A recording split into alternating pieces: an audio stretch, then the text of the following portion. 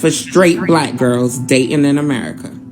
If you're not black or a woman, you're not going to like these rules, and I don't want to see you windmilling in the comments.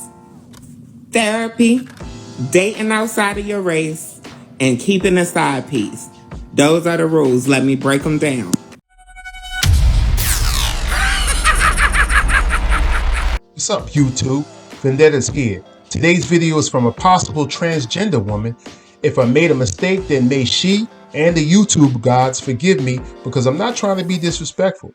But she claims to be a dating coach, and she has 3 unique pieces of advice for women when it comes to dating today's man. If she's correct, gentlemen, then I think we should drink to her. So let's jump into it. Down. Rule number 1, bitch, you're going to need therapy out here dealing with these men. I'm just telling you right now. They're horrible in general, but with black women, they're the worst.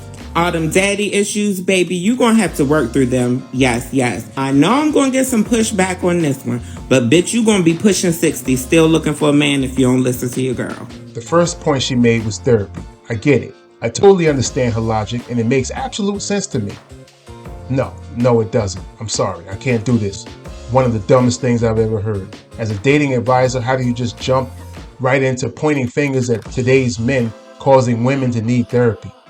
If you're going to give advice to women, it would make a lot more sense to focus on their piss-poor dating choices. Last I checked, most women like the men that don't like them for anything other than sex. Then you guys blame every other man for that bad decision. See where I'm going with this? A man can't go any further than what a woman allows him to. And if you only allow bums and pookies to poke up in you, then really, how is it all men's fault? If I'm missing something, maybe you guys can enlighten me and put something in the comments section. For the record, by no means am I saying that men today don't have their issues, because they damn sure do. But most society norms of today are mainly dictated by women. Men do what women like and then capitalize off it. The pookies are exceptionally good at this. Now let's go on to the next point. Race. Dating outside of your race don't mean you gotta go over there with the Alabaster Brigade. When I say outside of your race, I'm keeping people of color in mind. But I'm just talking about, dating black people who aren't American black, because these fucked up. And look, I ain't blaming them. We grew up in a racist, superficial, misogynistic country. This whole society is fucked up, and these men tend to follow suit. So just give them time to work on themselves. But in the meantime, open up your options. Her second point is dating outside of your race. I think that's an excellent idea. I don't see anything wrong with it, and it should work out for them. I'm lying. It's completely illogical. What? They don't have pookies in other cultures? It's the same Kool-Aid, just a different color. Women have to focus on fixing what's wrong with them mentally by seeking therapy. Then find out what men really want before they can actually find the correct man for them that's going to treat them right. Now let's go on to the third point. Now, my third and final rule. You got to keep that side piece, baby. You got to keep it. And if you ain't found one, let me tell you what they look like. I know you done came across a dude who you done thought, I would deal with him on the low. I just wouldn't tell my girlfriends about it. That's the one. Contrary to what you heard before, this has to be somebody who you're physically attracted to, because you're going to be using them for that affection until you find the man that you want. For me personally, it would come with adult action. Some people call them friends with benefits. But you don't want to necessarily fall in love with this person. So make sure it's somebody who you're not really into like that.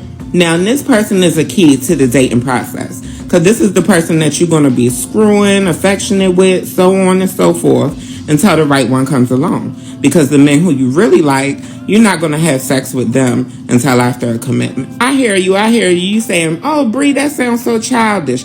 Well, men are childish, honey. This is the last point. She said, keep a side piece while you're dating other men. As if women needed advice on keeping side pieces. They've been doing this since Jesus wore sandals. 9 out of 10 women that are dating are currently sleeping with someone. It's called distractions. That's the reason why dating today is so horrible. You have to give one good person your undivided attention to have a good outcome. The flip side of this is that women don't realize that most men can tell when another man has their attention. It's a certain type of attitude and behavior that a woman displays or even has the balls to say out loud. Translation, she doesn't need a man and is happy being by herself. But on the other side of her face, she contradicts herself by telling you that she is open for a real relationship if it so happens to fall in her lap. This advice is never going to get women anywhere. No man in their right mind is going to sign up to be second best. Let's look at some of these comments. The first one says, dating outside your race is where I'm at right now. I love it here. I guess she's already bought into it. The second commenter says, she said date like boys do, and I'm with it. I guess that's all she got from the message that was given from the dating advisor. The third commenter says, I married the side piece. Translation, I'm already ahead of you. Thanks for the advice anyway. Let me know what you guys think about this in the comments. I'm definitely interested in different perspectives. Don't forget to like and subscribe.